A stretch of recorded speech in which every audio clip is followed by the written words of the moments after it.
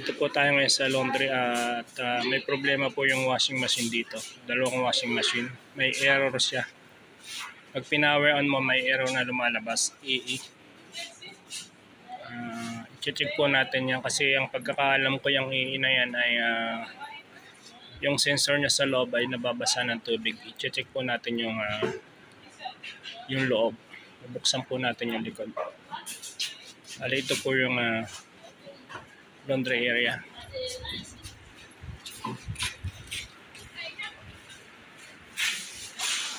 Ito yung laundry area. Buksan po natin dito sa likod. Pong buksan natin yan. Kaso sobrang bigat. Tumatawag pa po ako ng casual para maiusap namin ito. Ayan po, nabuksan na natin yung likuran niya. Kaso hindi makita yung loob.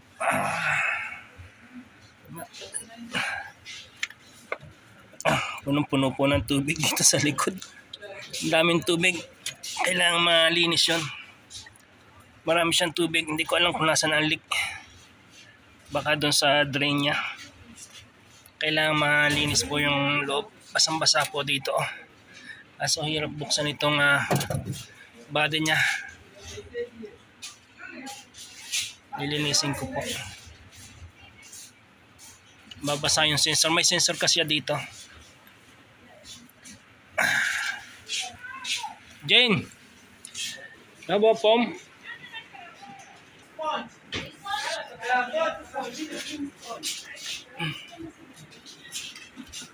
Hirap po kasi buksan dito.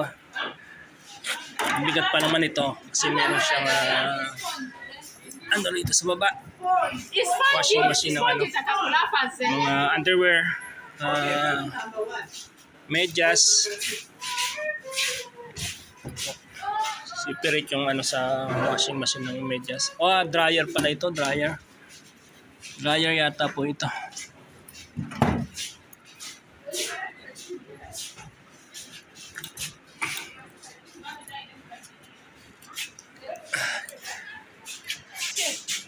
O yung isa nag-e-error din. Dalawa siya lang nag-e-error.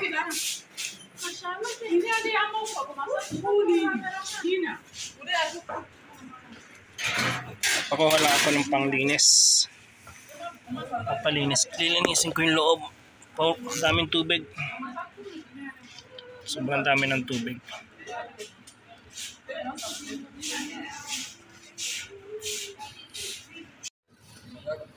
Ayan po, ang daming tubig daming tubig. Puno-puno po yung loob, basang-basa yung sensor kaya nag-e-error siya.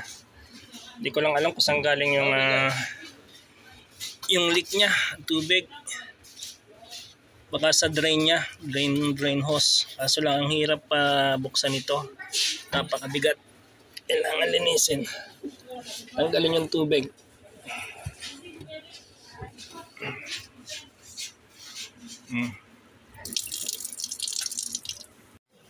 Bubuksan ko po itong isa para malinis.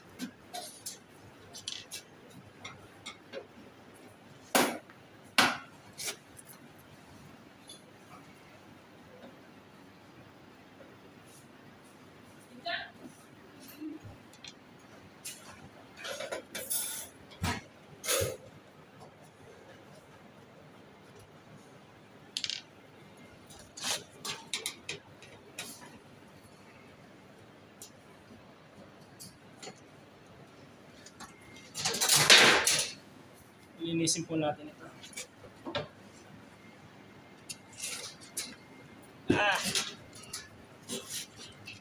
Ang daming tubig. Sobrang dami ng tubig.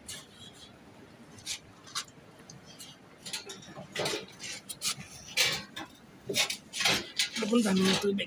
Aray.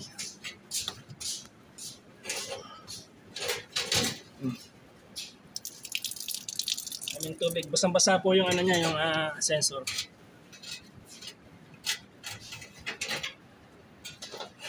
Ang hirap dukutin. Kailangan yung masikip.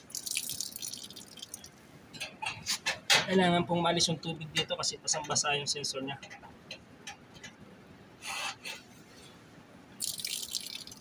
Mahirap po kasing makita kung saan nanggagaling yung ano, yung tubig niya kasi naka-seal po ito eh. Hindi kagaya ng lumang model na may hati dito para mabuksan. Ito po wala. Pag nag-repair kayo dito sa loob, dito bubuksan nyo itong likod, saka dito sa ibabaw. Sobrang daming tubig, basang-basa po yung sensor niya. Kaya nag-error po siya. Baka nasa kalahating tabo yun naman din tubig dito sa loob. Ito lang po ang pangalis. Sponge. Pang-drain ng tubig. Kasi wala pong butas dito. Yung flooring niya. Nandito po kasi yung sensor nakadikit dito sa white box na ito. Halos kalahati po yung tubig ng dito sa kaya naabot siya. Kaya nag-i-error po siya.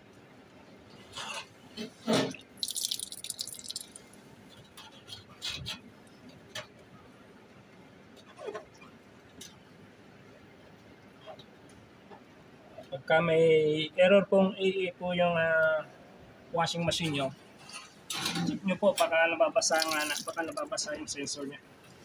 Para hindi na po kayo bumayad sa technician, napaka-easy pong gawin. Turin nyo lang po yung tubig, tuyuin nyo lang po yung tubig para tuyuin nyo yung sensor para maalis po yung error. Dito po kalahati po yung tubig niya yan, inaabot talaga yung sensor niya.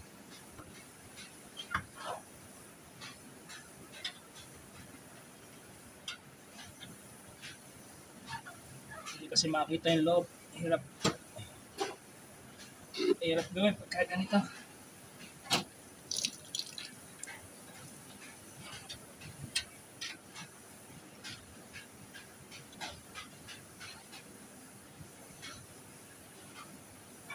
Medyo tuyo na po, i-blower ko na to. I-blower ko na siya para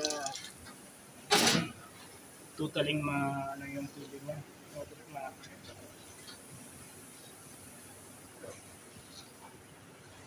Blower.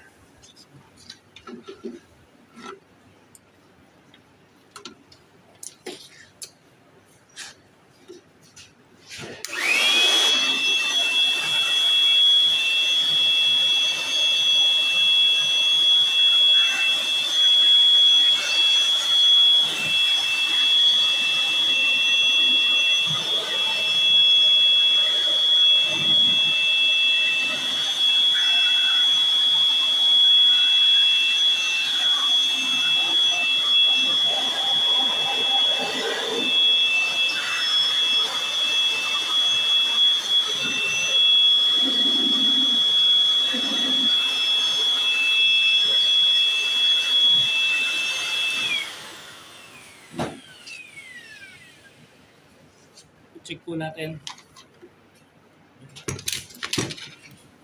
Plug in po natin, check po natin kung okay na siya.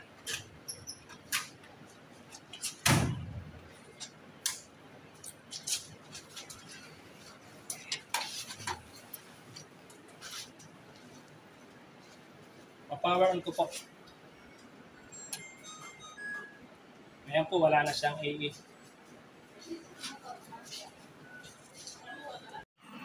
Ayan po, gumagana na siyang parehas. Okay na po siya. Nawala na po yung error niya. Kung yung washing machine nyo po may error na AE, yan lang po ang problema. Linisin nyo lang po yung loob o i-drain nyo po yung tubig. Tuyuin yung sensor at gagana na po siya para hindi na po kayo magbayad sa mga technician. Dahil napakadali po. Ayan po. Gumagana na siya. Pinagamit na. Ayan po. Ito rin po. Okay na po siya. Ito po yung loob ng laundry room o laundry area. Bali, 8 pong washing machine na ganitong unit.